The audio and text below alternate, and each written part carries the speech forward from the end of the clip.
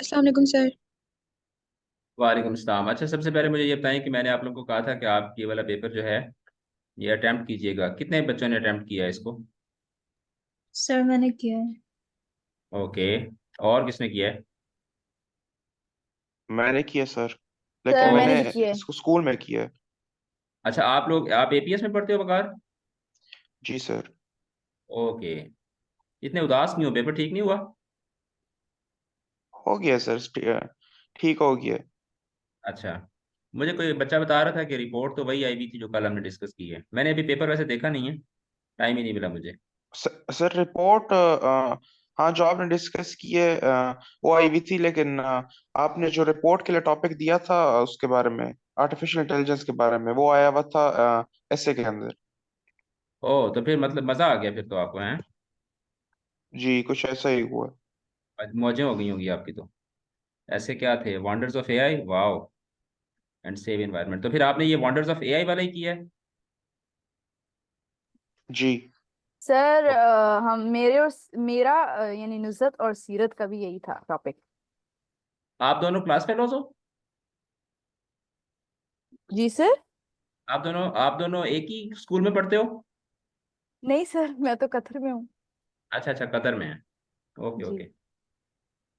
अच्छा, वैसे आपने आपस में डिस्कस किया होगा। नहीं सर, लेकिन जब आप टॉपिक बता रहे थे ना, मतलब आप नाम लिख रहे थे, तो तब मुझे पता चल गया था कौन अच्छा कौन अच्छा है। अच्छा। अच्छा जी अच्छा जी। अच्छा। अच्छा अच्छा, मतलब आपका और सीरत का और वकार का टॉपिक सेम था। जी जी। Okay okay okay. अच्छा, चलें जी, हम इसको अटेम्प्ट करना स्टार्ट करते हैं। सबसे पहले एमसीक्यूज को देखते हैं और फिर उसके बाद हम नीचे वाला जो पेपर है उसकी तरफ जाएंगे। ऑल राइट, सो मुझे इसको थोड़ा सा मैक्सिमाइज करने दें। सबके लिए रीडेबल है पेपर? जी जी sir. Sir. Okay. Mazhar went to the bank, he was annoyed because it was closed. अब ये यहाँ पे annoyed जो है वो अंडरलाइन हुआ हुआ है। बेसिकली यहाँ पे जो अंडरलाइन वर्ड होना चाहिए वो ही है। ठीक है, वो टाइपो एरर्स हो जाती हैं, that's not a big deal. शायद आपके टीचर्स ने करेक्ट भी करवा दिया होगा। अच्छा, किस किस ने आज पेपर दिया? वकार आपने दिया है पेपर? जी। आप लोगों को ये करेक्शन करवाई गई थी वहां पे? अ, जी सर, कराई गई थी। Okay good. अच्छा, मुझे बताएं कि अब ये कौन सा रेफरेंस है? एनाफोरिक है, कैटाफोरिक है, क्रॉस है या हिस्टोरिकल है? नहीं, फॉरेक है। एनाफोरिक। Anaphoric reference. गुड। फॉरेक। बिकॉज जो जिसकी तरफ इसका जो एंटीसीडेंट है वो पहले मौजूद है। एंटीसीडेंट पहले मेंशन्ड है और रेफरेंस बाद में आ रहा है। तो व्हेन इट रेफर्स बैक तो ये एनाफोरिक होता है, and when it refers forward तो वो क्या होता है? वो फिर कैटाफोरिक होता है। अच्छा, उसके बाद dash, she had paid all the bills, the system showed that she had some due payments to be done. Even though. Even even though. Though. Even though. Even though. Even though she had paid all the bills, the system showed that she had some due payments to be done. अच्छा, उसके बाद Salman wants a bicycle, not the dash, particular. not dash particular bicycle, a bicycle in general. bicycle in general. A part. Option A. All on A part. दोनों में ए आएगा, not a particular bicycle. Option D है। Yes, option D. ठीक है। Salman wants a bicycle, not a particular bicycle, a bicycle in general. ठीक है। अच्छा, अब आपको बकार लग रहा होगा कि शायद ये पर्टिकुलर है तो डेफिनेट आर्टिकल लगेगा। ये पर्टिकुलर जो है that is an adjective for this bicycle. ठीक है। जी। ये जो पर्टिकुलर है that is an adjective for this bicycle, but it does not define कि उसको एक खास किस्म का बाईसाइकिल चाहिए। सही सर। पर यहाँ पे होता है ना कि Salman wants a bicycle, not dash bicycle available in the market. ठीक है। तो फिर हम होता है कि नॉट द बाईसाइकिल, के वो उसको वो वाला नहीं चाहिए जो मार्केट में अवेलेबल है। ठीक है। तो फिर वो पर्टिकुलर हो जाता है। So this is basically definite, indefinite article लगेगा। Salman wants a bicycle, not a particular bicycle, a bicycle in general. Okay. The proposals incorporate preambles which set out the legal, practical, and economic grounds for their substantive provisions. So which one of the Preface. following is the Preface. meaning of the underlined word? Preface. Preface क्या होता है? Sir जो किसी भी एक पहले piece of आना। Writing के First Yes. page of a book. Yes, इसको फोरवर्ड भी कहा जाता है। ठीक है, प्रीफेस जो होता है इसको फोरवर्ड भी कहा जाता है। फोरवर्ड ये जो एक्चुअल जो सॉरी वर्ड WORD फोरवर्ड, ये जो एक्चुअल आपका जहां से इंट्रोडक्शन स्टार्ट होता है उससे पहले जो एक काइंड ऑफ एक डिस्कशन सी होती है, उर्दू में इसको दिबाचा कहा जाता है। ठीक है, और इंग्लिश में इसको प्रीफेस या प्री इंट्रोडक्शन भी इसको कहा जाता है। एपिलॉग जो लास्ट में आता है, पोस्ट स्क्रिप्ट भी लास्ट में आता है, और सप्लीमेंट समथिंग एडिशनल। ठीक है, पोस्ट स्क्रिप्ट जिसको आप PS करके करते हैं कि आपने पूरा लेटर लिख दिया है, PS में आप कोई चीज इन्फॉर्म करना चाहते हैं तो उसमें पोस्ट स्क्रिप्ट होता है। सर एक सर उसमें होता था इजिप्शियन इजिप्शियन लोग जो लिखते थे ना अपना। इजिप्शियंस? जी, अच्छा, इजिप्शियंस क्या करते थे? इजिप्शियंस जब खास तौर पे जब वो स्टोन्स पे लिखते थे ना तो उसके अंदर आखिर में वो उसका पोस्ट स्क्रिप्ट लिखते थे। Yes, that's true, that's true. Okay, उसके बाद which one of the following is a prepositional phrase? Option D. अच्छा, अब अगरचे ये Option क्वेश्चन जो है it could have been phrased in a better way। ठीक है, यानी कि सेंटेंस होना चाहिए था कि which one of the following sentence contains a prepositional phrase। ठीक है, या which one of the underlined phrases is a prepositional phrase, और फिर यहाँ पे हर सेंटेंस में से एक फ्रेज अंडरलाइन की भी होती है और फिर वो पूछते। लेकिन चूंकि इसके अंदर भी कोई prepositional phrase नहीं है, Danny was playing video games, इसमें भी कोई prepositional phrase नहीं है। The girl is my school, the girl is my friend since childhood, इसमें भी कोई prepositional phrase नहीं है। Although इसमें भी phrase है, इसमें भी है, इसमें भी है। It was अच्छा, इसमें बताएं कि prepositional phrase कौन सी है ऑप्शन डी में? With the With kids the jumping kids around. Jumping around. अच्छा, with the kids jumping around। नहीं, सिर्फ विद द किड्स। अच्छा, with the kids, चलो ठीक है, with the kids अगर आप कहते हैं तो भी ठीक है। with the kids जो है that is, it was too hard for me to concentrate with the kids। ठीक है, concentrate with the kids jumping around। jumping around में around क्या है? Adjective. around adverb because Adverb. it's telling about jumping। मैं jumping Yes. सिर्फ around की बात कर रहा हूँ। अच्छा चलिए, मैं आपसे ये क्वेश्चन एक सिंपल वे में पूछता हूँ, सिंप्लीफाई करके प्लीज।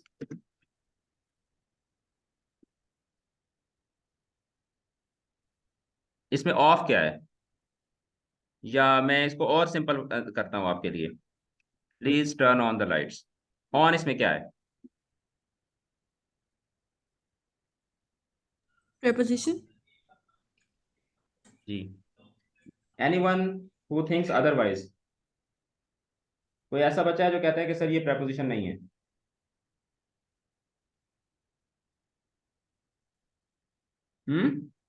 क्या मैं आपकी खामोशी को, जो अभी महानूर ने कहा है, महानूर ने बोला है, किसने कहा है yes कि sir preposition? तो क्या बाकी क्लास की खामोशी को मैं महानूर sir के, मैंने ही कहा तो महानूर के हक में समझूं कि सारे इसको प्रेपोजिशन ही समझ रहे हैं?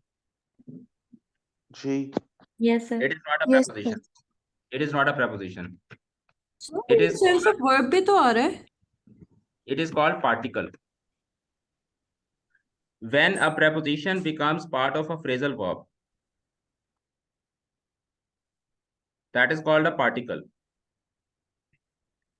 ठीक है, अब गौर से सुनिएगा मेरी बात को। preposition जो होती है ना, वो स्टैटिक होती है, इमूवेबल होती है। ठीक है, इमूवेबल होती है, और इनसेपरेबल, इनसेपरेबल के स्पेलिंग को इग्नोर कीजिएगा, फ्रॉम इट्स ऑब्जेक्ट होती है, और never comes without object of preposition. ये होती है प्रेपोजिशन की कुछ खुसूसियात। अब इसको क्या हम मूव कर सकते हैं? कैन वी से कि please turn the lights on? कह सकते हैं कि नहीं कह Yes. सकते? यस। कह सकते क्या हैं। क्या हम यहाँ पे ये कह सकते हैं कि it was too hard for me to concentrate the kids with jumping around? No, sir. Can we say कि it was too hard for me to concentrate the kids jumping around with? No, sir. नहीं नहीं क्योंकि preposition जो है वो immovable होती है, वो स्टैटिक होती है, उसको आप उसके ऑब्जेक्ट के साथ, अब यहाँ पे विद है ना, तो विद का ऑब्जेक्ट ऑफ प्रेपोजिशन क्या है?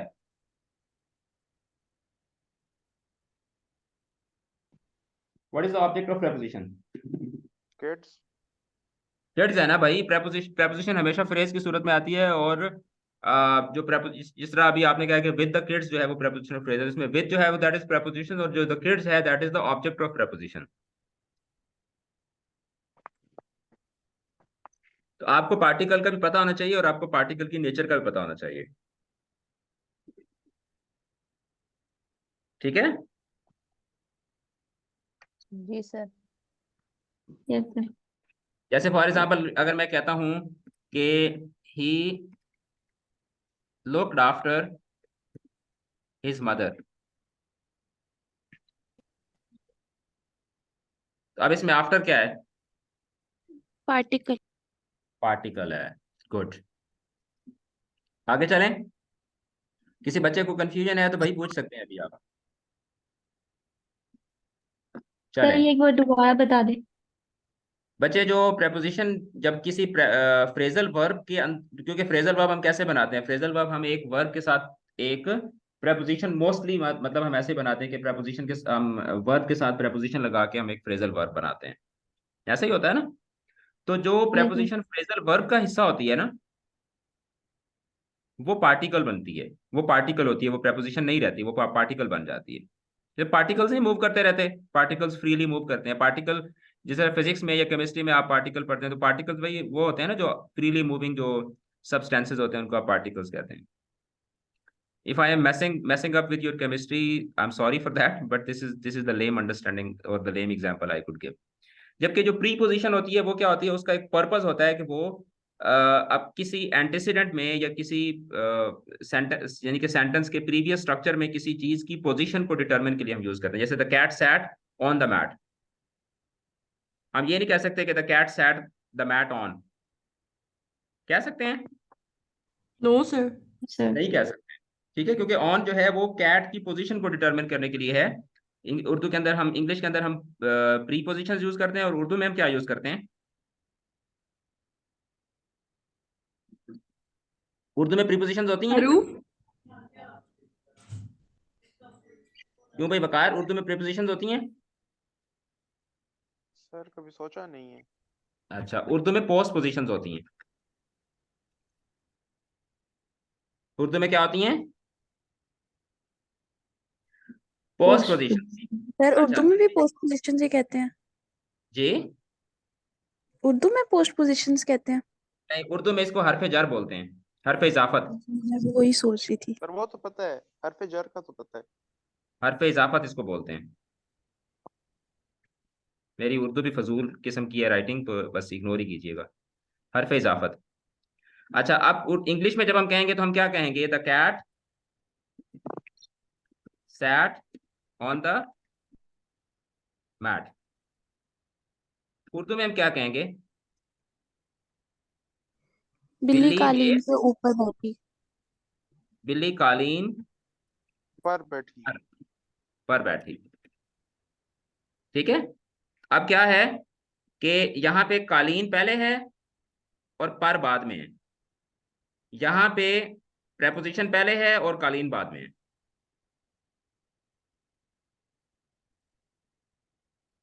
यानी जो पोजीशन है, पोजीशन के बाद Yes, sir. वो यानी कि द वर्ड ऑफ पोजीशन है। इंग्लिश में जो है वो द वर्ड ऑफ पोजीशन यानी कि जो हरफ इजाफत है वो पहले आता है, और जिस चीज की तरफ इजाफत की जाती होती है वो बाद में आती है, इसलिए हम इसको प्री पोजिशन बोलते हैं। और एक उर्दू के अंदर जो है वो प्री पोजिशन नहीं होती, उर्दू में पास्ट पोजिशन पोस्ट पोजिशन होती हैं। अच्छा, आई होप कि अब आपको पार्टिकल और प्रपोजिशन का फर्क समझ आ गया होगा। Yes, sir. Yes, sir. Okay, so uh sir फिर लिटरेरी तो एंड ऑब्जेक्ट ऑफ जी जी, सर फिर तो ऑब्जेक्ट ऑफ प्रीपोजिशन का हमेशा प्रीपोजिशन के स्टार्ट में आना जरूरी है। ऑब्वियसली ये तो मैंने आपको बताया ना कि it never comes without object of preposition. सही है। ठीक है, और उर्दू में अगर आप यहाँ पे कहते हैं ना कि बिल्ली पर कालीन बैठी, यानी अगर आप पर को पहले ले आते हैं तो उर्दू में क्या होगा, मतलब पूरा का पूरा तब्दील हो जाएगा। ऐसे ही है। जी सर। जी सर। तो ये जो पोजीशन वर्ड्स होते हैं ना, बेशक प्री पोजीशन हो बेशक पोस्ट पोजीशन हो, उसको जब आप आगे पीछे करते हैं तो आपका सेंटेंस का स्ट्रक्चर खराब हो जाता है। तो ये चीजें हमने डिसाइड की हुई हैं कि उर्दू में प्री पोजीशन है, पोस्ट पोजीशन है, और उर्दू में इंग्लिश में प्री पोजीशन है। तो जब प्री पोजीशन आएगी तो उसका जो पॉजिटिव जो जो पोजीशन होगी, या जो उसका जो पॉजिटिव लोकेशन होगी, वो फौरन उसके बाद आपको मेंशन करनी होगी, दरमियान में आप और कुछ नहीं ला सकते। जबकि जो पार्टिकल्स होते हैं दे आर पार्टिकल्स, ठीक है, दे वुड कीप मूविंग।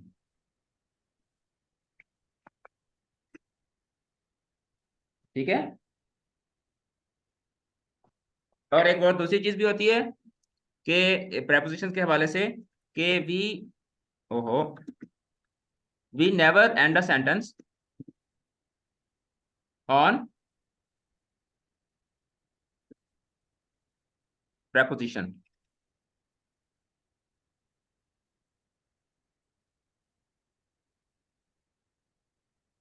ठीक है,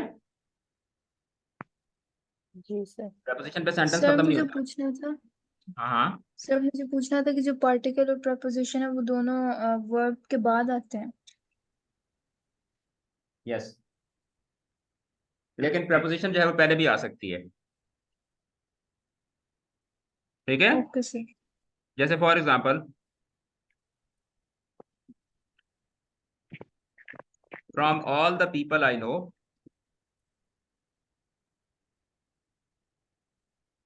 उमर इज द बेस्ट। या फिर सर ऐसे भी हो सकता है कि the tea in orange cup is mine, तो इधर इन जो है वो पहले आ रहा है इससे। हाँ, या जैसे आप कहते हैं with due respect, I beg to say this. Waqar थोड़ा ऊंचा बोलो यार, आपकी आवाज नहीं सुनाई दे रही मुझे। ठीक है, अब सुनाई दे। हाँ आप सुनाई दे रही है। सर मैं ये कह रहा था कि अगर कोई ये बोलता है ना कि the tea in in blue cup is mine, तो इधर हाँ हाँ इन इससे पहले आ रहा है। हाँ हाँ, एग्जैक्टली ऐसे ही है, एग्जैक्टली ऐसे। तो जो प्रीपोजिशन है वो आ सकती है, वो मतलब वो उसका वर्ब से के बाद आना जरूरी नहीं होता। ठीक है,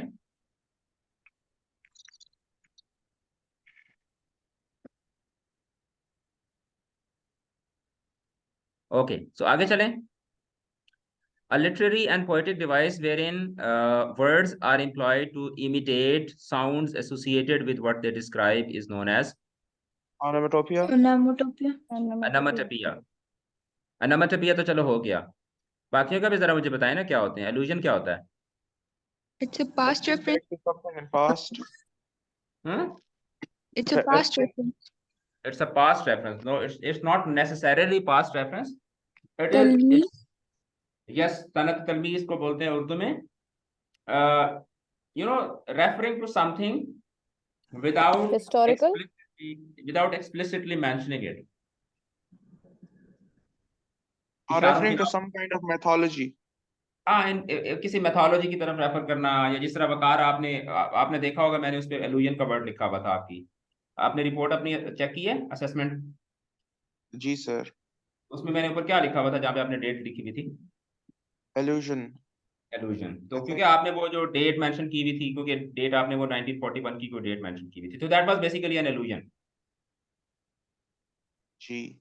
एक आम बंदा देखेगा तो वो कहेगा अच्छा चलो ठीक है, बच्चे ने शायद डेट गलत लिख दी होगी, लेकिन आपने उस यू इंटेंडेड समथिंग टू से with that date। ठीक है, जी सर। जॉर्ज ऑरवेल ने नॉवेल लिखा था 1938 के अंदर, 1948 के अंदर, और उसने उसका नाम रखा था 1984, नॉवेल का नाम। अब दैट वाज एन इल्यूजन। कि उसमें वो बताना ये चाहता था कि दुनिया बिल्कुल उल्ट पुल्ट हो चुकी है, जिस तरह उसने पूरे डेट उल्ट कर दी थी। इस तरह के और बहुत सारे हवाले हैं। तो बहरहाल इमेजरी क्या होती है? इमेजरी आपको पता है, पर्सोनिफिकेशन का भी पता है। तो इल्यूजन के हवाले से I wanted to discuss with you. अच्छा चलें जी, अब मेरे स्वीट पोटैटोज हो गए हैं खत्म, तो अब मैं फुल फ्लैश जो है अब with you. Okay, so not to burst your bubble, but it's not rocket science. तो not to burst your bubble का क्या मतलब होगा? डिसअपॉइंट। यस। तुमसे ना होगा हाँ, कि नहीं, तुमसे मैं नहीं तुम्हें होगा। वो नहीं करना चाहता, मैं तुम्हें हाँ मैं आपको जी। डिसअपॉइंट नहीं करना चाहता। ठीक है, जैसे हम कहते हैं उसकी गुब्बारे में से हवा निकल गई। जब गुब्बारे में हवा है तो इसका मतलब है कि वो किसी भूल भलैया में है, वो बंदा किसी इल्यूजन में है, किसी गलतफहमी का शिकार है। तो जैसे आप उसकी, यार मैंने उसकी गुब्बारे में से हवा निकाल दी, मतलब मैंने उसको जो है ना वो डिसअपॉइंट कर दिया, उसको मैंने सैड कर दिया, उसको मैंने रियलिटी दिखा दी। So not to burst your bubbles, not to disappoint you, but it's not rocket science. Okay, disappointment. So which one of the following is an example of metaphor? I'm silver and exact. First I am silver and exact. I have no preconceptions. Whatever I see, I swallow immediately. ठीक है। अच्छा मुझे बताएं, इसमें कौन सी figurative device है? Sir second में? Apostrophe. Good, very good. ओ when if winter comes, can spring be far behind? किसने कहा था? Arush. नहीं नहीं, ये किसने कहा था? ओ when if winter comes, can spring be far behind? ये तो जॉन कीट्स ने कहा था ना। हम्म, जॉन कीट्स ने कहा था। जॉन कीट्स ने कहा था, ये कॉलरेज ने कहा था? सर शायरों के नाम मुश्किल है काफी। हाँ, नाम मुश्किल है सर इनके। मुश्किल तो नहीं है। सर इनके नाम, इनकी शायरी से ज्यादा मुश्किल है। हाँ, मुझे तो ऐसा लगता है सर इनके नाम इनकी शायरी से ज्यादा मुश्किल है। अच्छा ये शैले ने कहा था, शैले की लाइन है ये। चलो आप लोग जब थोड़ा बड़े हो जाओगे, पोइट्री पढ़ना शुरू करोगे, तो फिर आपको पता चल जाएंगे।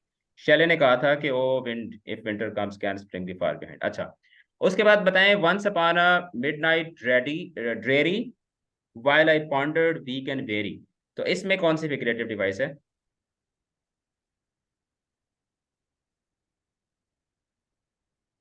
Epilepsis. हाँ, एलिट्रेशन। एलिट्रेशन। कहाँ पे alliteration? While I wondered weak and weary. हाँ, Weak and weak and, very.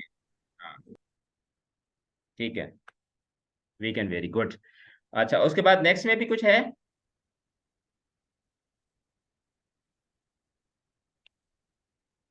हम्म, है। अब मुझे जो बच्चा बताएगा तो फिर उसको चॉकलेट दूंगा। personification. तो folks और farmers है तो electrician।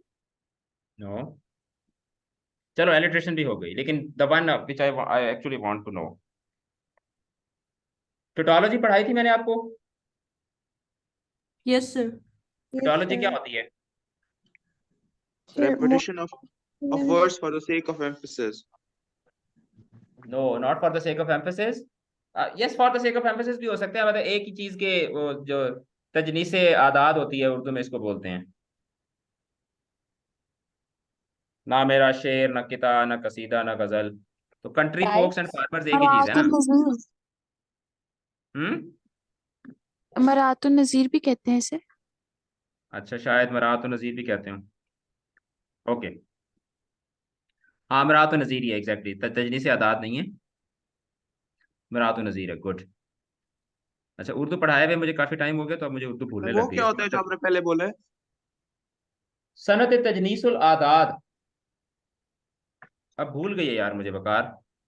सर अच्छा एक सर। होती है सनत सिफ्तुल आदात, उसमें वो होता है जिस भी शेर में शायर किसी भी फिगर्स का जिक्र करे, जिस तरह आके पत्थर तो मेरे सहन में दो चार गिरे, दो हाँ, चार यूज, वो होता है सिफ्तुल आदात। अच्छा तजनीस वो होती है जिसमें दो लफ्ज, यानी एक लफ्ज होता है लेकिन उसके दो मतलब होते हैं। हाँ ठीक है, वो सनत तजनीस होती है, एक ही जिनसे, जैसे वो ना वो था तुम्हारे वो जो दस्तिना ये जी भेजी थी कौन हाँ सी जी, दस नासिक वाले जैसे जो पर, एग्जाम्पल। हाँ पर और पुर, जी ठीक वो है, जो तजनीस है। जो सोते हैं वो खोते हैं, सनत तजनीस जी। ठीक है। ओके, चलें जी, तो नेक्स्ट चलें। Which of the following contains an opinion? Option C. C. Option C, okay. To solve traffic it is better to invest. सब सर ये ओपिनियन दे रहा है ना? Okay, so after the heavy rain the stream became murky. In fact the water was so cloudy you couldn't see the bottom. So what is the contextual Misty? meaning of the underlined word? Misty. Misty, yes. Misty. Because it was not clear, over भी नहीं बनता, bottomless मतलब वो bottomless तो नहीं हो गई थी ना, ठीक है, कि वो कुछ बच्चों को लगेगा कि शायद if you could not see the bottom तो शायद stream जो थी वो bottomless हो गई थी, तो streams can never be bottomless, so misty is the correct option. अच्छा, which of the following is an adverbial phrase? अब क्या पता चलेगा आप उनको?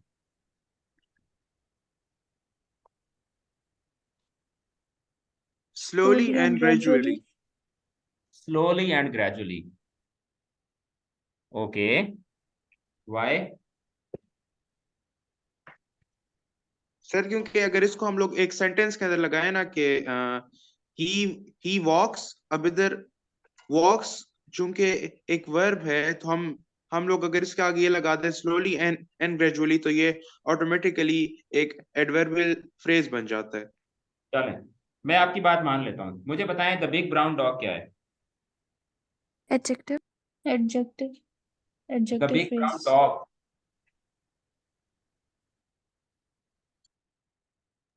Noun noun. Noun phrase, noun phrase. Noun phrase है। क्यों नाउन फ्रेज है? क्योंकि इसमें साथ डॉग भी है। डॉग है ना, डॉग की बात कर रहे हैं हम लोग, डॉग इसमें हेड वर्ड है। द बिग ब्राउन क्या है? ये एडजेक्टिव है। एडजेक्टिव है। ऑन द सनी डे क्या है? तो सर फिर से can you please repeat the positional phrase है सेंटेंस? वो। बेटा सेंटेंस नंबर 11 है ना बच्चे, बता। अच्छा, आप इसी की बात कर रहे हैं। हाँ हाँ, अच्छा, ऑन द सनी डे क्या है? prepositional phrase। prepositional phrase. And jumped over the fence ये क्या है? सर अगर जंप को निकाल के ओवर द फेंस को देखें तो ये एडवर्बियल फ्रेज हो सकता है ना? यस। नहीं सर, सर ये एक अच्छा, जो वर्बियल फ्रेज है, अच्छा, jumped over the fence is a adverbial phrase adverbial phrase, और ओके। Verb phrase. हाँ, वर्बियल फ्रेज, ये वर्बियल फ्रेज है। वर्बल फ्रेज, इसको वर्बियल फ्रेज नहीं होती, वर्बल फ्रेज होती है। जी सर, और ये over, on the sunny day भी तो एक एडवर्बियल फ्रेज हो सकता है, क्योंकि ये हमें टाइम ऑफ वर्ब का बता रहा है, मतलब कि वर्ब किस टाइम पे हुआ है, action. Yes you are right Waqar, absolutely right. लेकिन असल में पता है क्या होता है, जो प्रेपोजिशनल फ्रेजेस होती हैं ना, प्रेपोजिशनल फ्रेजेस, उनका जो फंक्शन होता है वो लॉक नहीं होता, वो लॉक नहीं होता। वो हम देखते हैं कॉन्टेक्चुअली, कॉन्टेक्स्ट के अंदर फिर हम देखते हैं कि जो है ना वो एक एडवर्बियल फ्रेज जो है, क्योंकि आपको पता है कि प्रेपोजिशनल फ्रेज जो है वो एडजेक्टिव फ्रेज भी बन सकती है, प्रेपोजिशनल फ्रेज जो है वो एडवर्बियल फ्रेज भी बन सकती है, ऐसे ही है ना? जी ऐसा ही है। तो वो फंक्शन वाइज उसका फंक्शन जो है वो उस तरह से कैटेगोरिकली डिटरमिन नहीं होता, वो फिर हम स्ट्रक्चर में उसको देखते हैं कि एक प्रेपोजिशनल फ्रेज क्या बन रही है। तो इसलिए स्लोली एंड ग्रेजुअली जो है that would be the sir लेकिन यहाँ पे jumped over the fence, तो if we ask jumped where, तो jumped over the fence, ये भी तो adverbial phrase हो सकती है। जंप के बगैर अगर आप इसको देखते हैं, या जंप के अंदर जो है वो लेट्स सपोज सेंटेंस इस तरह से होता कि इस तरह से ये अंडरलाइन होता, तो फिर आप इसको कह सकते थे कि ये एडवर्बियल फ्रेज है। लेकिन अगर जंप के बगैर हो और सवाल यही का यही हो, तो फिर हम ओवर द फेंस जो है उसको हम एज अ प्रेपोजिशनल जो है वो फ्रेज कंसीडर करेंगे। सर क्या हम ऐसे कह सकते हैं कि प्रीपोजिशनल फ्रेज की दो टाइप्स होती हैं, एक एडजेक्टिव फ्रेज और एक एडवर्ब फ्रेज? यस, आप ये कह सकते हैं कि जो prepositional फ्रेज है वो उसके जो प्रोबेबल फंक्शंस हैं, फंक्शन वाइज जो है, it can be either an adjective phrase और एन एडवर्बियल फ्रेज।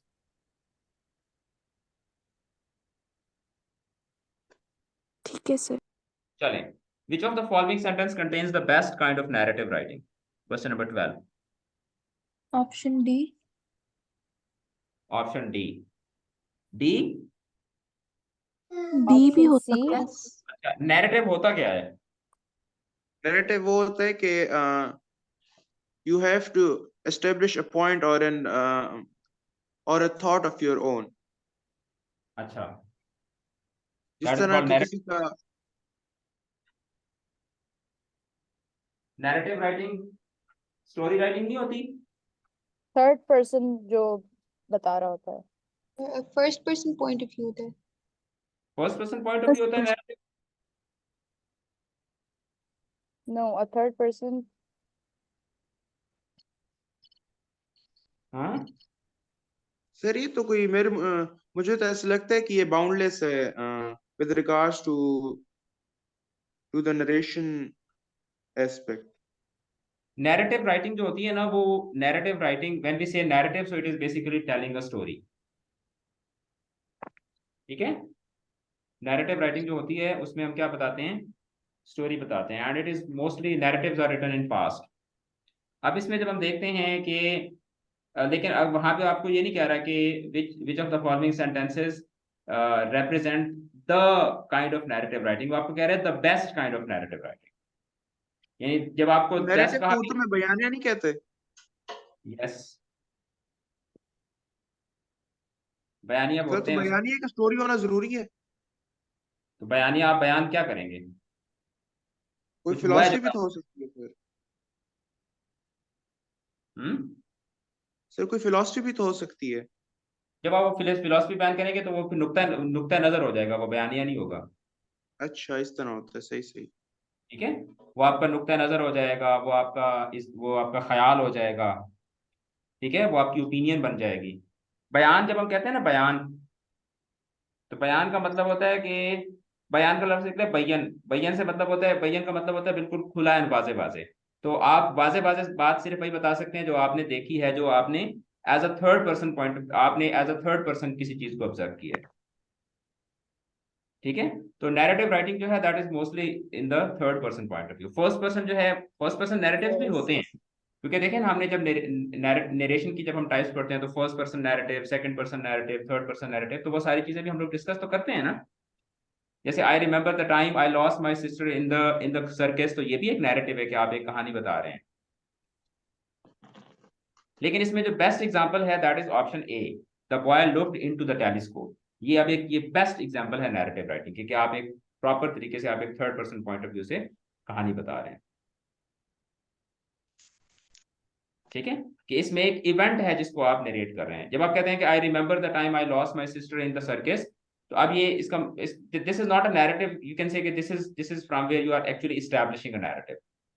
जब आप कहते हैं because of a group of white sharks swam by shore, ये तो क्वेश्चन है simple simple. My life is not an apology but a life, इसमें कोई कहानी है ही नहीं, कोई स्टोरी इसमें है ही नहीं। So option A is the correct option. गलत हो गया बकार आपका? सर मेरे तो अभी तक 3 गलत हो चुके हैं। अच्छा, अरुष आपके कितने गलत हो चुके हैं? तो मेरे तो 2 गलत हो गए हैं। ओके, और किस किसने दिया आज पेपर? बस ये दोनों बच्चे हैं, बाकी सारे हम ही सफर कर रहे हैं बस। I love to suffer.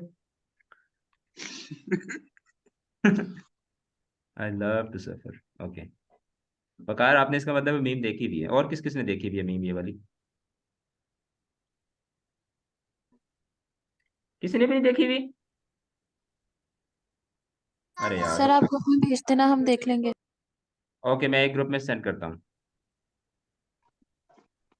Okay, मैं अभी सेंड करता हूँ। आई लव टू सफर वाली बहुत मजे की मीम है। अच्छा, उसके बाद the type of poetry that spells out a name, word, phrase और message with the first letter of each line of the poem is known as acrostic. Acrostic yes. से ही बस है, नहीं Acrostic. पढ़ा हुआ। Acrostic poem. Acrostic poem. Okay, acronym से यार थोड़ा सा अकल यूज कर लो ना। एक्रोनिम्स नहीं होते, एक्रोनिम से आप एक्रोस्टिक बनाते हैं ना। एक्रोनिम किस तरह बनाते होते हो अरुष?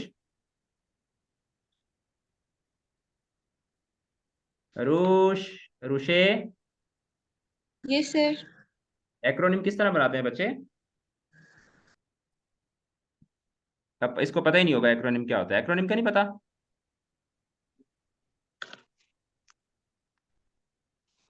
ओके बेटा, एक्रोनिम्स होते हैं जब आपके पास लंबी सी कोई लिस्ट होती है और आप उसके फर्स्ट फर्स्ट लेटर से एक नया वर्ड बना लेते हैं, जस्ट टू रिमेंबर दो स्टफ, जिस तरह आप लोग पीरियोडिक टेबल्स के एक्रोनिम्स बनाते थे उनको याद करने के लिए। Okay, acrostic poem. और अदर देन दैट भी आप देखें, सोनेट में ये चीज़ नहीं होती, एपिक में नहीं होता, हाइको में नहीं होता, तो एक्रोस्टिक ही बचता है अगर आप एलिमिनेशन टेक्निक भी यूज़ करते हैं तो। जो एमसीक्यूज की एक एमसीक्यू सॉल्व करने की टेक्निक होती है उसको हम एलिमिनेशन टेक्निक बोलते हैं। सर अच्छा, हाइकू क्या है? सर हाइकू क्या होता है? हाइको बेसिकली बेटा एक 7, 9 या 11 सिलेबल्स के अंदर। Japanese? हाँ हाँ, Sir, isn't it a Japanese poem? Yes it is a Japanese poem जो कि 7, 9 या 11 सिलेबल्स के ऊपर लिखी जाती है। और वो जापानीज के सिलेबल्स होते हैं। जब आप उसको इंग्लिश में ट्रांसलेट करते हैं तो हो सकता है कि वो सिर्फ एक लाइन या 2 लाइंस बने। एपिक। अच्छा, एपिक तो एक Heroic long story? Narrative poem होती है, a long narrative poem that tells a story. एक मजे की मुझे वो हाइको याद आ गई ना। Sir, अ फ्रॉग, Alexander पे काफी ज्यादा epics लिखी गई हैं।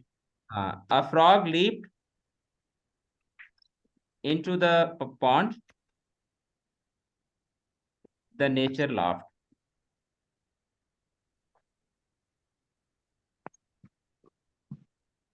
अब ये जापानीज में और तरह से होगी, लेकिन जब आप इसको इंग्लिश में ट्रांसलेट करते हैं तो ये इस तरह बन जाती है। अच्छा, ये तो आपने पूरी आप, पोएम लिखी है। हाँ सर ये तो आपने एक पूरी जापानीज पोएम लिख दी है। हाँ हाँ, ये हाइको है ना, ये हाइको है। Okay, Ramla ask me where I work, तो उसके ओरिजिनल वर्ड्स क्या थे? Where do you work? Where where do do you work? Where do you work. अच्छा, उसके बाद question number 15, put dash dash dash dash on dash dash dash. Okay, put Option dash, D. Option D. D part, put the bag on the table, put D the bag on on the the table. Table, then give me an apple and a bar of chocolates. अच्छा, मैंने इसको solve किया है, मुझे बताएं कौन सा option इसमें ठीक बनता है। मैंने ऑप्शंस की D तरफ sir। नहीं देखा। डी। Option D. तो मैं इसको सॉल्व करता हूँ। Put D. The bag on the table and give me an apple and a bar of chocolates. अच्छा, ये ये भी नहीं डी। है। D, option D, option D is the correct option. ठीक है, क्योंकि जब वो ऑर्डर दे रहा है कोई बंदा तो इसका मतलब है वो किसी स्पेसिफिक बैग की बात कर रहा है ना। अच्छा, उसके बाद question number 16, if Option he C. dash 1 minute later he, अच्छा, if he Option C. had Third arrived, had condition. Arrived, अच्छा, would have missed Have the missed if the train. bus. he would have missed the train. train। अच्छा, ये तो हो गया third जनाब conditional। जवाब। मुझे अब ये बताएं ये कौन सा कंडीशनल सेंटेंस है? Third। Third conditional. Third condition. Third conditional sentence है। थर्ड कंडीशनल सेंटेंस में क्या होता है?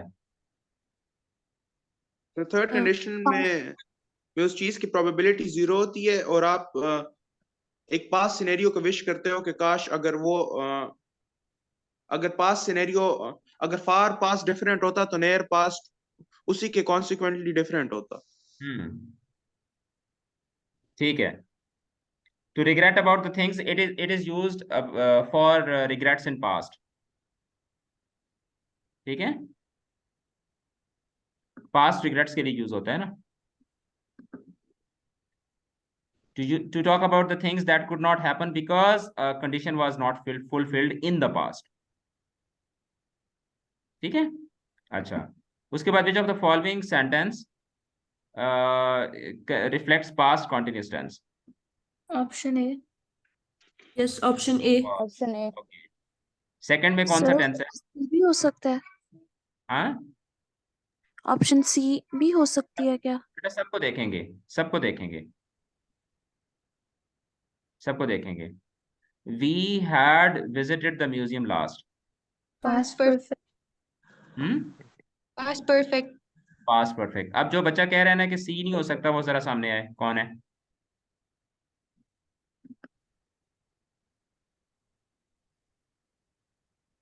किसने कहा है? बिकॉज ऑब्वियसली जिसको कंफ्यूजन है मैं उसी को उसको तो ज्यादा सामने रख के समझाऊंगा ना. सामने आए बेटा जल्दी से, कौन हो? सर मैंने कहा था कि सी भी हो सकती है अगर ए ना हो तो. ओके. अब देखें बेटा कि हम लोग जो टेंस होता है, टेंस वो किस से आइडेंटिफाई करते हैं, मेन क्लॉज से या सबऑर्डिनेट क्लॉज से? मेन क्लॉज से, और मेन इसमें क्लॉज मेन से. क्लॉज फिर इसमें मेन क्लॉज क्या है? Past indefinite. पास्ट इंडेफिनिट है. ठीक है बच्चे, यस सर. वरना इसके अंदर भी है सब पास्ट कंटिन्यूअस टेंस, लेकिन वो किस में है? वो एज एन एडवर्बियल है. एक्चुअल जो सेंटेंस है वो ये कि the phone wrong when it wrong while I was studying. तो व्हाइल आई वाज स्टडीइंग जो है इट बिकम्स एडजंक्ट. ठीक है? ठीक है सर. एडजंक्ट्स जो होते हैं उनसे हम कभी भी टेंस को मार्क नहीं करते होते, क्योंकि एडजंक्ट का जो टेंस होता है वो डिपेंडेंट होता है किसके ऊपर? मेन क्लॉज के ऊपर. सर ठीक है? एडजंक्ट यानी एडवर्ब. एडजंक्ट्स बेसिकली वो पोर्शन ऑफ द सेंटेंस होते हैं जो कि ऑप्शनल होते हैं, like non restricted adverbials, non restricted adjective clauses या फ्रेजेस, क्लॉज, फ्रेज, इसी तरह से adverbial, all of them they are adjuncts. मतलब उनको आप हटा दें तो सेंटेंस जो है उसकी नेचर के ऊपर कोई फर्क नहीं पड़ता. सब्जेक्ट जरूरी होता है, ऑब्जेक्ट जरूरी होता है, सब्जेक्ट जरूरी होता है, वर्ब जरूरी होता है, फिर उसके बाद ट्रांजिटिव के अंदर जो है वो ऑब्जेक्ट जरूरी होता है. अगर डायट ट्रांजिटिव हो तो दो ऑब्जेक्ट जरूरी होते हैं. प्रेपोजिशन आती है तो प्रेपोजिशन के साथ जो है वो उसका ऑब्जेक्ट जरूरी होता है. लेकिन जो एडवर्बियल है उसको अगर आप हटा भी दें तो सेंटेंस की जो हैयत होती है, उसका जो स्ट्रक्चर होता है, उस पर फर्क नहीं पड़ता. We call them adjuncts. इसके लिए जो प्रोडक्ट टर्म है ना जो हम यूज करते हैं, दैट इज एडजंक्ट. ठीक है. अच्छा, तो लास्ट का क्या है? They had been going to the doctor since last week. Past perfect continuous tense. Perfect continuous past tense. Perfect continuous tense. Okay, चलें आगे चलें जी. We took a ride on dash. Old C blue part. Chinese bus. Old blue Option Chinese. C. Option option C. C. अच्छा, C कैसे है और ए, B और D क्यों नहीं है? Acronym sir, acronym. कौन सा एक्रोनिम? सर मैंने जो बनाया हुआ है वो मैं इधर बता नहीं सकता, वो थोड़ा अजीब सा है, और वो ऐसी जबान में भी नहीं है जो आपको समझ आएगी, वो पश्तो में. अच्छा, तो जो मैंने बताया हुआ था वो आपको याद नहीं है? सर वो भी याद है, मेरे ख्याल से आपने कोई कोई सैश कुछ बताया था, सैश कॉम्ब इस तरह था कुछ. सैश. अपने वाला भी बता दो यार. पश्तो यहाँ पे हैं, हमारे पास ट्रांसलेटर मौजूद हैं. नुज़त है, मानूर है, फरा है. क्यों शर्मा रहे हो? पश्तो सर, बोलते हुए क्यों पाते हो? सर मैं शर्मा नहीं रहा, लेकिन अब मैं क्या बताऊं आपको. अच्छा, पश्तो में बताओ. Is it boyish? कोई बॉयश किस्म का है? थोड़ा सा सर. अच्छा, थोड़ा सा है तो फिर खैर है, बता दो, कोई मसला नहीं है. सर मसला है, इसलिए तो मैं नहीं बता रहा. अच्छा, नहीं तो हम में से आपको कोई भी फरिश्ता तो नहीं समझता? आपको क्या लगता है कि हम आपको फरिश्ता समझते हैं? नहीं नहीं, मुझे पता है सर, लेकिन फिर भी बस. अच्छा चले, ठीक है. Okay, okay, no problem, no problem. आप मुझे उसमें पर्सनल में बता देना. पर्सनल में तो बता दोगे ना मुझे? सही है, सही है सर. पर्सनल में मुझे बता देना कि अगर मैं कभी किसी बॉयज की क्लास को पढ़ा रहा हो तो फिर मैं उनके सामने चलो उसको मैं, लेकिन मैं पहले मैं वेरीफाई करवाऊंगा किसी पश्तो स्पीकर से और फिर उसके बाद मैं उसको यूज करूंगा। ये ना हो कि तुम मुझे कहीं किसी जगह पे जॉब से निकलवा दो। Okay, so option C is the correct option, ठीक है। क्योंकि इसमें ये है कि इसमें कलर पहले आ रहा है एज से, इसमें जो है वो ओरिजिन पहले आ रहा है, इसमें कलर और ओरिजिन पहले आ रहे हैं और एज बाद में जा रही है, तो ये सारे के सारे जो हैं वो यहाँ से खत्म हो जाएंगे। So option C is the correct option. ऐसे ही है।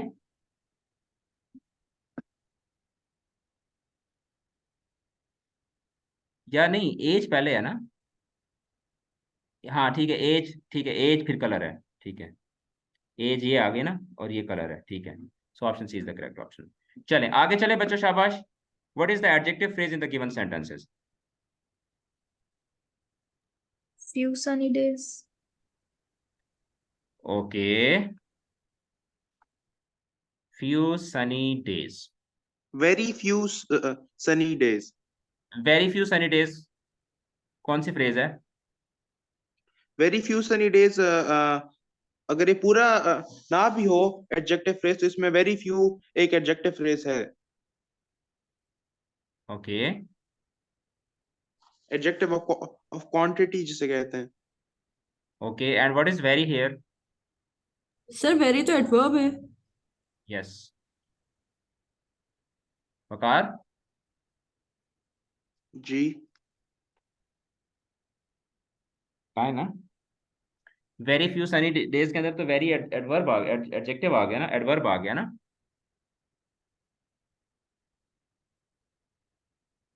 जैसे ये अजीब से क्वेश्चन इन्होंने बनाए हुए हैं। सर ये तो एक्सपेक्टिंग, सर इनमें से एक्सपेक्ट, तो इन्होंने लिखा हुआ है कि इन द गिवन सेंटेंस, तो इसमें से तो कोई भी एक कंप्लीट सेंटेंस नहीं है।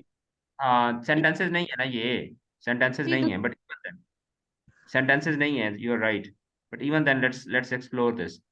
पर मुझे ऐसे याद पड़ता है कि ये वाला हमें ठीक कराया गया था, इसकी जगह कोई और हमें दिया गया था, लेकिन अब वो वाला मुझे एमसीक्यूज याद नहीं है। Okay, Arush what happened in your case? Sir हमें तो यही दिया था। Okay, there seem some problem, क्योंकि इसमें जब हम कहते हैं फ्यू सनी डेज तो अब इसमें फ्यू जो है, what is few? Quantitative adjective. Hmm, yes sir. अब इसमें वेरी जो है that is an adverb, Sunny days this month, this month इसमें एडवर्बियल आ जाएगा। इसमें expecting what, expecting Sunny days, what kind of, very few sunny days, तो अब इसमें वेरी जो है that is an adverb of degree, very few, few sunny days, तो इसमें फिर ये यही बचता है, ठीक है। अगर इनमें से देखें तो although it's a very stupid kind of question. तो चले नेक्स्ट चलते हैं, identify the example of the compound sentences. There's option traffic. B. option D, option D, पहले ऑप्शन वन को बताएं ऑप्शन क्या डी। है? complex, complex. Okay, the cat ran away, but nobody was worried because he compound was complex. compound Compound complex. Yes compound complex. अच्छा, compound complex है तो इसमें से मुझे मेन क्लॉजेस बताएं कौन कौन सी हैं? The cat The ran cat away. ran the away. cat ran away Cat ran He away. was He trained was to find his because home. he he was was was trained. trained to find it. हैं, main clause. The The cat ran cat away. ran away. Nobody हाँ, was worried. Nobody was there. But nobody was worried, ये main clause है। because he was trained to find his home, ये तो वो है adverbial clause है, Subordinate. Subordinate clause है। और ये वाली क्लॉज ये सिंपल सेंटेंस है। simple भले sentence. और third one, last one, Com- दोनों Compound. independent. compound. ये कंपाउंड है। चले जी, ठीक हो गया। अच्छा, उसके बाद हम चलते हैं इसकी तरफ। तो प्रेपोजिशन इसमें जो सॉरी कॉम्प्रिहेंशन आई हुई थी दैट वाज अनसीन, ऐसे ही है, Yes, sir. अनसीन थी। हेलो, जी सर, अनसीन ही थी मेरे ख्याल से। Okay, so what if I give you this as a home task, as a week assignment, क्या आप क्वेश्चन नंबर 2 इस पेपर का, क्योंकि ये अनसीन है तो इट इज गुड। अच्छा, उसके बाद जो क्वेश्चन नंबर 3 है, इसमें ये वाली जो है ये कहाँ से आई हुई है? ये बलूचिस्तान से आई हुई है। Yes, sir. और ये वाली जो है ये कहाँ से आई हुई है? ये KPK और उससे आई हुई है, सर KPK ये से आई हुई हमारी है। पोएम है इफ। हाँ, ये इफ है ना, ये इफ में से, और ये ऊपर वाली जो है ये इट कुडंट बी डन में से आई हुई है। आपको मैंने बलूचिस्तान की पॉइंट्स पढ़ाई हैं? नो सर, हमने अपनी बुक वाली से नो केपीके सर। वाली पढ़ी है। ओहो, तो आपको मैं पढ़ाऊँ ये वाली भी? Yes, sir. पढ़ा दें एक दफा। पढ़ा देता हूँ, क्योंकि ऐसा ना हो कि इस दफ़ा दोनों पॉइंट्स जो हैं वो बलूचिस्तान से ही आ जाएं। यस। तो मैं आपको ये दोनों पढ़ा देता हूँ। सर ऐसा भी हो सकता है? होने को क्या नहीं हो सकता? आपने फेडरल बोर्ड को क्या समझा होगा? अच्छा, तो आंसर द, अच्छा ओके, इसमें से बताएं कि how the author develops the main characters, analyse the conflicts that these characters face and their impact on the overall narrative. How does the author use characterisation to explore and resolve conflicts within the story? ये sir इस वाला question question में कर तो लेंगे।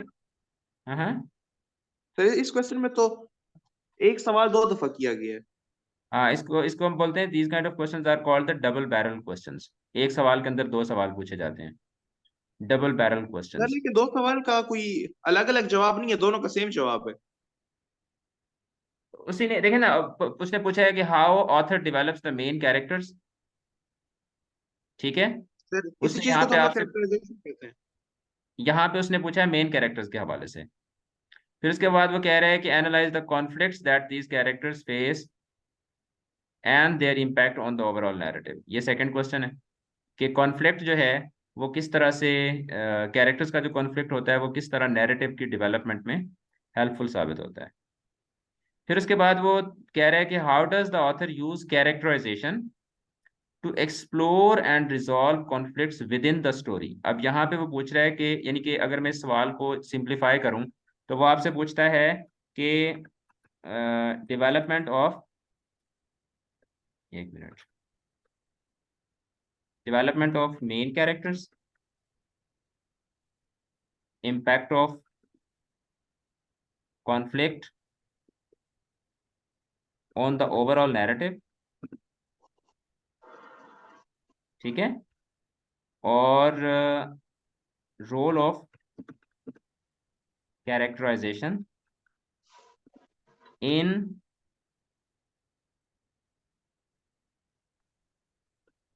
Exploration and, spelling को ignore किया करें, ठीक है, exploration and resolution of conflict.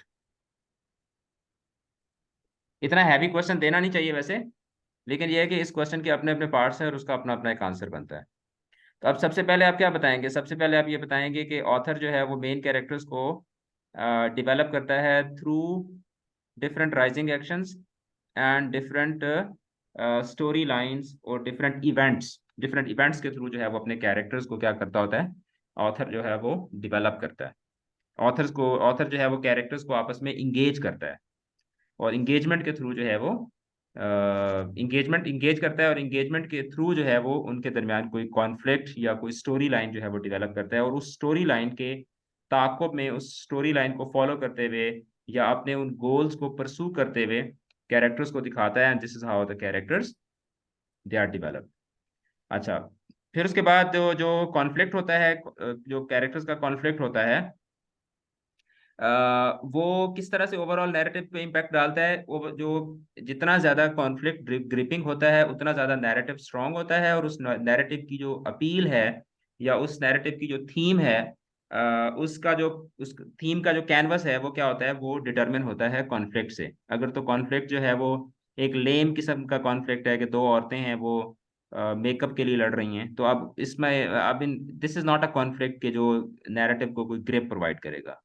हाँ, अगर कोई दो कंट्रीज हैं जो कि ऑयल रिसोर्सेज के ऊपर लड़ रहे हैं तो दिस इज समथिंग कि जो it will appeal the vast majority of the people. तो कॉन्फ्लिक्ट जो है वो क्या करता है, वो नैरेटिव की जो प्लॉट है या नैरेटिव की जो हेल्थ होती है उसको क्या करता है, वो डिटरमिन करता है। और फिर जो ऑथर है वो कैरेक्टराइजेशन को यूज करते हुए किस तरह वो डिफरेंट कॉन्फ्लिक्ट्स को रिजॉल्व करता है, एक्सप्लोर करता है। तो आप इसमें देखें कि अगर आप लॉर्ड ऑफ द फ्लाइज की एग्जांपल दें, तो उसने क्या किया, उसने दो कैरेक्टर्स खड़े किए हैं, जैक एंड रॉल्फ, और उनके थ्रू जो है वो क्या कर रहा है, उनके कॉन्फ्लिक्ट के थ्रू उनकी जो कैरेक्टराइजेशन है कि उसने जैक को पहले दिखाया एक डिसिप्लिन बच्चा, कि वो आ रहा है बैंड के साथ आ रहा है और बड़े डिसिप्लिन के साथ है, जानबूझ के उसने जैक को एक डिसिप्लिन बच्चा दिखाया है, और राल्फ को एक जैसे वो ऐसे एक कॉमन सा एक लड़का दिखाया है। लेकिन फिर उनके दरमियान एक कॉन्फ्लिक्ट डेवलप किया है, और उस कॉन्फ्लिक्ट के थ्रू उनकी पर्सनालिटीज जो है, उनकी उनकी जो ट्रांसफॉर्मेशन है वो दिखाई है। क्योंकि अगर जैक जो है उसको स्टार्ट में एक डिसिप्लिन बच्चा ना दिखाया गया होता, तो बाद में वो जो बन जाता है उस पर हमें इतना इतना अफसोस ना होता। यानी कि एक बच्चा अगर मैट्रिक में टॉप करता है, तो उसकी जब एफएससी में सप्ली आती है तो उस पर हमें ज्यादा दुख होता है। लेकिन जो मैट्रिक में थर्ड डिविजनर हो, उसकी जब सप्ली आती है तो हम उस पर इतना ज्यादा वो नहीं कहते, हम कहते हैं यार ये तो था ही ऐसा, अब इससे और क्या एक्सपेक्ट किया जा सकता है, राइट। तो अब वो उसने कैरेक्टराइजेशन की है, और उस कैरेक्टराइजेशन के थ्रू जो है उसने कॉन्फ्लिक्ट को एक्सप्लोर भी किया है, और उसको साथ साथ जो है वो कहानी को आखिर में फिर जाके रिजॉल्व भी किया। So this is how you can answer this question.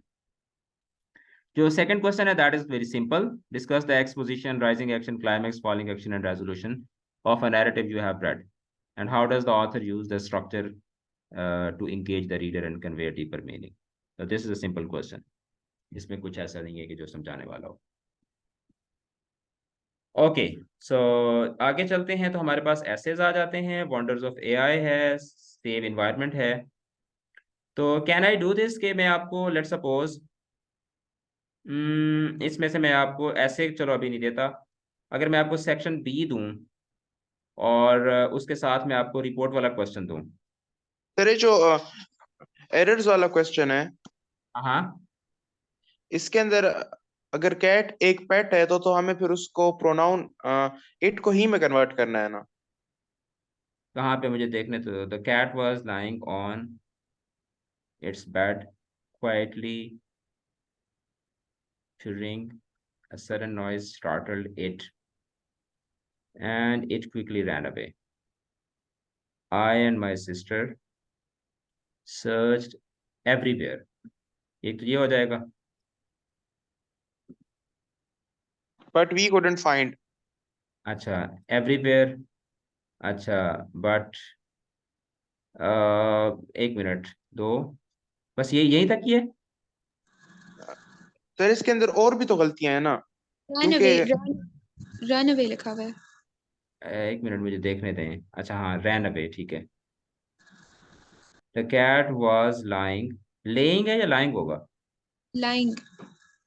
हाँ, the cat was lying on its bed quietly during sir it's में अपोस्ट्रोफी नहीं आएगा। its में, हाँ, एक दो तीन चार पांच तो हो गई है ना, बस वो इट वाला चक्कर नहीं है बकार। सर लेकिन पेट के लिए तो हम लोग हिम नहीं यूज करते। वो गोरे कहते हैं कि हिम यूज करो कि जी भाई, वो कहते हैं कि पेट्स को भी उसी तरह ट्रीट करो जिस तरह अपने अम्मा पापा को ट्रीट करते हो। सर और रन अवे क्विकली भी हो सकता है ना? And it quickly run away, नहीं वो उसमें कोई प्रॉब्लम नहीं है। क्विकली जो है, जो सिंगल वर्ड एडजेक्टिव्स होते हैं उनकी वैलेंसी जो है ना, उसका इतना मसला नहीं होता, वो फ्लॉट करते रहते हैं। क्विकली रैन अवे या ran away quickly, I quickly saw और आई सॉ क्विकली, उसमें इतना फर्क नहीं होता। सो दिस 1 2 3 4 5, 1 2 3 4 5, नहीं ये वाला क्विकली वाला तो मैं अंडरलाइन ऐसे ही हो गया, 1 2 3 4 5, ये 5 मिस्टेक्स हैं। सर ये जो इट की अपोस्ट्रोफी, ये समझ नहीं आई, ये क्यों हट जाएगी? क्योंकि इट्स का मतलब होता है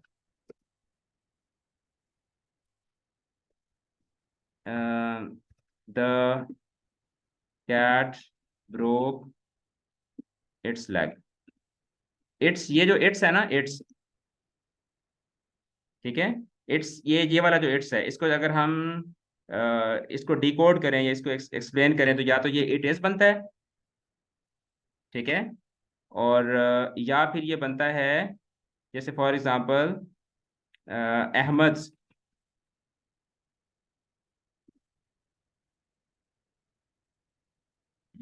एक minute,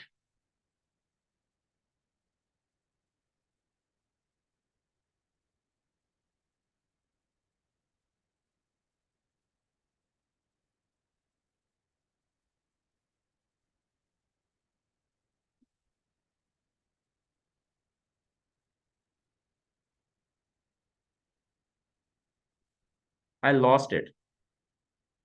I lost it. The cat was lying on its bed. Apostrophe क्या नहीं आएगा, but I lost it. I lost the answer. I am blank now. Okay. Sir मैं इसकी ये तरफ पूछ रही थी क्योंकि ये हाँ पोजेशन शो कर रहे हैं ना, हाँ हाँ तो पोजेशन के लिए तो हम मोस्टली अपोस्ट्रोफी लगाते हैं। yes you're right. सर यहाँ पे इट्स जो है वो इट्स की सेंस में आ रहा है, इस वजह से हम इसे खाली इट्स लिखेंगे। ये अभी मुझे इसका कॉन्सेप्ट बिल्कुल भूल गया है, तो इसमें ये फिर आपको मैं बाद में समझाता हूँ। You know I got okay blank. Sir. I got blank. अच्छा, बाकी इसको देख लेते हैं। Use the following idiomatic expressions in the blanks to complete the sense of the passage. To miss the boat, birds of a feather flock together, under the weather, a dime a dozen, and get out of the hand. It seems like lately opportunities have been Dime a dozen. a dime a dozen. A dime a dozen का क्या मतलब होता है? हम्म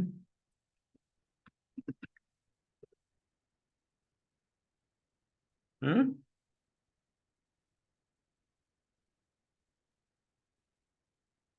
बहुत थोड़ी। हम्म बहुत थोड़ी या बहुत ज्यादा? बहुत थोड़ी. Okay, but I can't help feeling that I might Miss the boat. miss the miss the boat. Boat. Okay, that I miss the boat. That I miss the boat if I don't seize one soon. ठीक है। अच्छा, sometimes when things get out of the hand. Get get out, out of get out hand, of it is hand. easy to get bogged down in the details and lose sight of the bigger picture. एक minute, साथ साथ इसको करते भी जाए ना। I might miss the boat. Miss the boat, lose the opportunity. And when things get out of hand.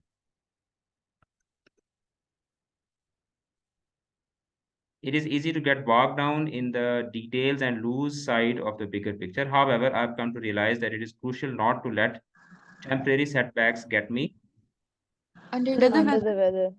under the weather. What do you think? अब जो idioms का जो एक प्रॉब्लम होता था, वो मेरे ख्याल में अब इतना ज्यादा आप लोगों के लिए नहीं रहेगा, है ना? Yes Unless, yes sir, sir, ये इजी हो गया है। सर, अगर जी अगर हमें उनका मतलब पता हो। लेकिन सर अगर सेंटेंस की सेंस देखें तब भी जी सेंटेंस की सेंस देखकर भी हम बीच में इडियम फिक्स कर सकते हैं। जैसे मुझे इनमें हाँ से बहुत हाँ। सा का मतलब नहीं पता था, लेकिन अब तक सही किया। क्या चीज? जैसे मुझे इनका मीनिंग्स नहीं पता थे, लेकिन सेंटेंस स्ट्रक्चर देखकर उसको मैंने फिट किया, तो वो जो भी आप करा रहे हैं वही किया हुआ है। ओके, ठीक है। As they say, Birds of a feather birds flock of a feather together. flock together. ठीक है, birds of a feather flock together. Sir इसका मतलब क्या है? ये वाला जो ईडियम है ना, ये अंग्रेजों ने चोरी किया है फारसी से। फारसी किस किस को समझ आती है? सर थोड़ी बहुत आती है, क्योंकि फारसी मेरा सब्जेक्ट है। किसका सब्जेक्ट है? मेरा मतलब ओके सीरत। ओके, सीरत, मैं यहाँ पे एक सेंटेंस लिखता हूँ, आप उसका तर्जुमा करना, ठीक है?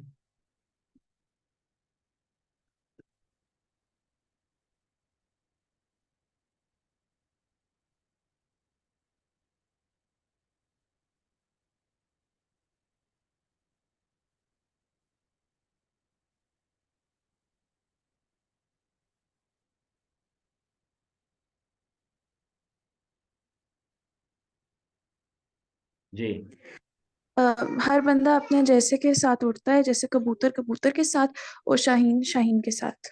Yes, exactly. ये फारसी का एक शेर है। हर जिन्स बहम जिन्स परवाज, कबूतर बा कबूतर, बाज बा बाज। बॉस। ठीक है, birds of a feather flock together. एक जैसे जो लोग होते हैं वो इकट्ठे ही रहते हैं। अच्छा, as they say, birds of a flock together, and surrounding myself with positive and motivated individuals has helped me navigate through the challenges. So while the journey, वो खत्म हो गए? Okay, जी सर। good. सर जी एक बात sir. पूछनी है कि जी हमारी टीचर हमें कह रही थी कि आप लोग वो सेंटेंसेस वाला भी प्रिपेयर करें, क्योंकि चांसेस हैं कि आप लोगों को बोर्ड में भी वही दे दिया जाए दोबारा से। तो क्या ऐसा हो सकता है? मेरे ख्याल में ऐसा नहीं होगा। अगर ऐसा कुछ हुआ ना तो फिर मैं आपको बता दूंगा। जो पेपर शेपर बन रहे होंगे ना, अगर कोई ऐसी चीज हुई तो फिर मैं आपको बता दूंगा। ठीक है सर। ठीक है।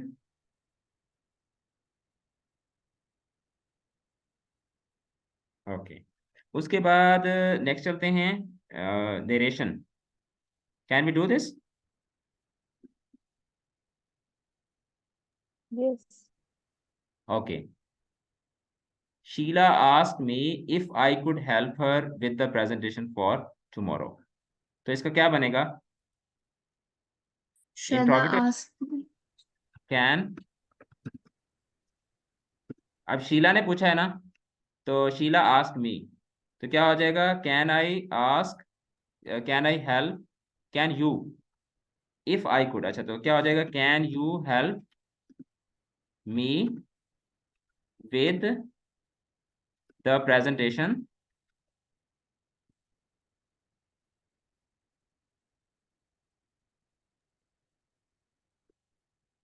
For tomorrow. ऐसे ही होगा, इन इन्वर्टेड जी सर, कॉमास। अच्छा, उसके बाद आई टोल्ड हर, तो क्या हो जाएगा? I said to her I I am am busy busy and can and not. cannot assist. She then wondered. अच्छा, क्या हो जाएगा? She asked can, if I knew, can you know anyone else who can help. यही होगा ना? She then wandered, या हो जाएगा कि शी आस्क्ड। ठीक है, she asked, she inquired, can you know anyone else Do who you can. know anyone? Do you know हाँ, anyone new? सॉरी, हाँ, do you know, sorry, if I know, do you know anyone who can help? I suggested she ask Jake। तो क्या हो जाएगा? I said ask Jake। ठीक है, ये ask Jake as he is good with presentations। ठीक है। Sheila thanked me, Sheila said thank you। अच्छा, ये इसका एक ही बनेगा। Sheila said thank you, I will give it a try। ठीक है, शीला सेड थैंक यू। ये जो है ना, शीला थैंक मी, इसका क्या हो जाएगा? Sheela said inverted commas, comma inverted comma start, thank you, I will give it a try, comma close.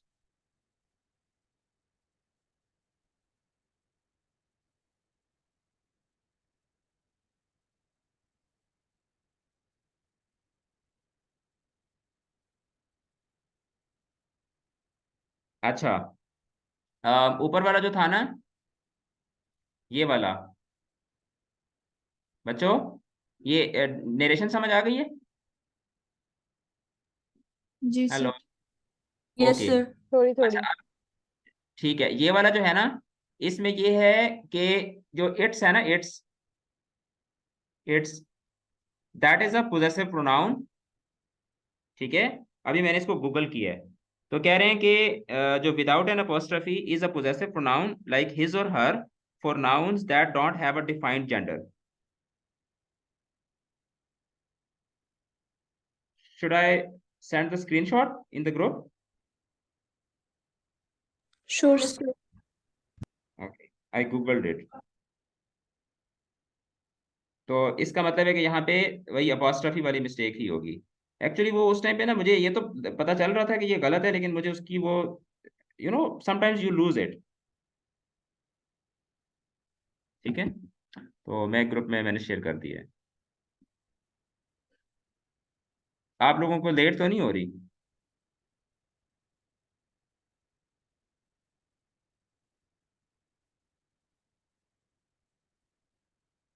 Okay, उसके बाद हम चलते हैं नेक्स्ट। ये तो मैं आप लोगों को टास्क दूंगा।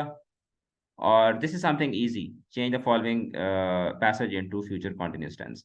In the heart of the city, future continuous tense at a bustling farmers market. क्या होगा? Will be unfolding. Will be unfolding. इसको अरूश करो जल्दी से. Will be unfolding every Saturday morning. Local vendors will be displaying a colorful array of fresh fruits, vegetables, and handmade crafts. Visitors will be meandering through the stalls, sampling artisanal cheeses and sipping on freshly squeezed juices.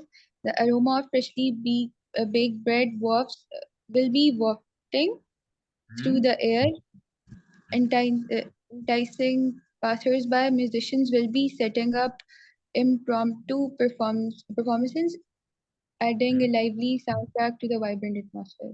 Good. Okay. So now your task is question number 6. ऐसे आप लोगों ने नहीं लिखना. Question number 6 and section B. ठीक है? Sir That is your B. Section B के दोनों करना है? Yes, दोनों करने हैं. Comprehension भी और poetry भी और ये वाला क्वेश्चन भी. लाइक ये दोनों? नहीं, इसमें से आप बिल्कुल डिटो इसी को फॉलो करोगे. इसी को फॉलो करेंगे. इसमें से जिस तरह है ना, the way it is, the way the instructions are. मतलब यहाँ पे पोइट्री के दोनों करने की जरूरत नहीं है, यहाँ पे भी ये दोनों लिखने की जरूरत नहीं है. दोनों में से जौन सा मर्जी करें. वैसे मेरा दिल कर रहा है मैं लास्ट वाला काट दूं और ऊपर वाले पे लिखवाऊं आपसे. सर पोइट्री में जो सेकंड स्टेंजा था उसमें जो बी पार्ट था उसमें क्या लिखना था? किधर है ये? सिंबलिज्म वाला question. How does the poet employ symbolism to convey the theme of resilience and determination?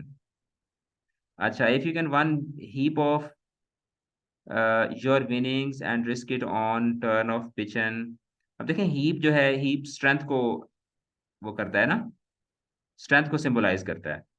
गठड़ा किसी चीज को वो करता है. और फिर उसके बाद रिस्किंग इट ऑन वन जो है वो ये. अब ये बेसिकली क्या कर रहा है कि when you have strength and then you bet on your strength, तो ये आपकी रेजिलियंस को शो करता है. And lose and start it again at your beginnings and never breathe a word about your loss. If you can force your heart and nerve and sinew to serve your turn long after they are gone, and so hold on when there is nothing in you except the will which says to them hold on.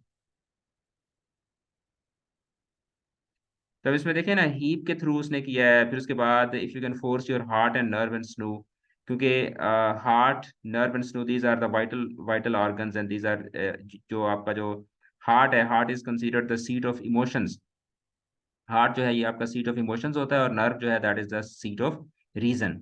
कि आप अपने emotions और and it is considered very difficult कि आप जो है वो अपने दिल और दिमाग दोनों को काबू में रख सकें. जब आपका दिल आप काबू में रखते हैं तो आपका दिमाग जो है वो मस्ती करने लग जाता है. और जब आप अपने दिमाग को काबू में लेकर आते हैं, दिमाग की सुनते हैं, तो दिल मस्ती करने लग जाता है.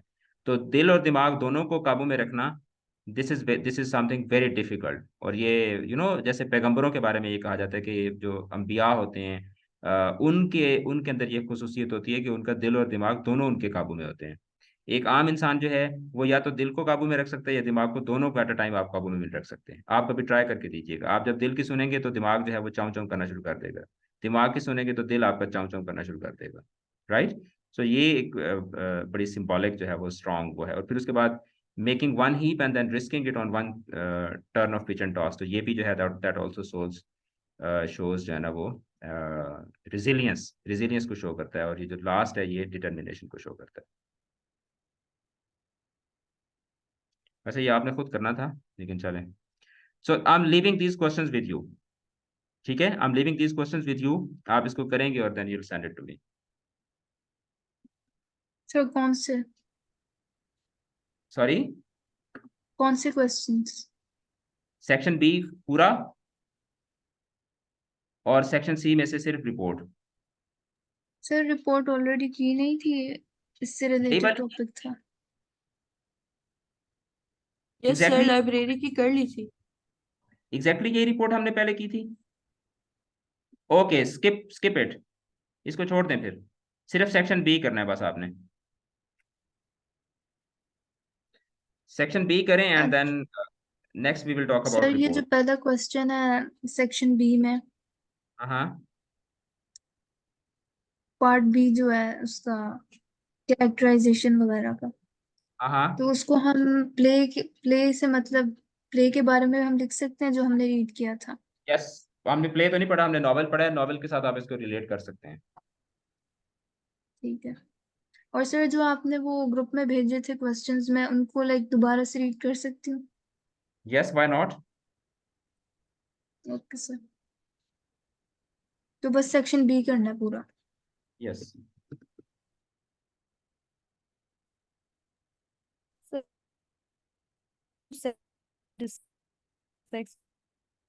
एक्शन क्या चीज? इसमें ये सेक्शन दिया गया है, how does the author use to engage,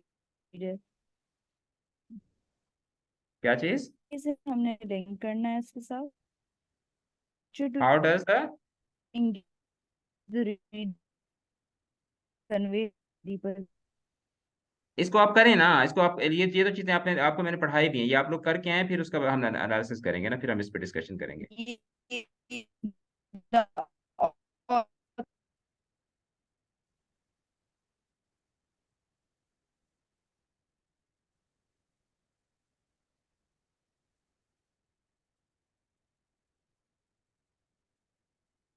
okay Nusrat, आपका नेट बेटा चला गया कहीं। ओके बच्चों, that's all for today, that's all for today and आप इसको करके आए एंड आई होप कि we had a very healthy discussion, अगरचे हमारी क्लास जो है वो 1.5 घंटे की हो गई, but I am feeling satisfied कि हमने काफ़ी सारी चीज़ें जो है उनको रिवाइज कर लिया और देख लिया। ठीक है, okay, take care of yourself. अगर कोई क्वेश्चन है तो पूछ लें, अभी मैंने 11th वालों के साथ मेरा अभी क्लास लेने का मूड नहीं है, अभी मैं उनको आधे घंटे में क्या पढ़ाऊंगा। अगर नहीं है कोई क्वेश्चन तो फिर then I can take them on. Okay, bye bye, अल्लाह हाफिज। अल्लाह हाफिज़ सर। थैंक यू सर, अल्लाह हाफिज। Thank you.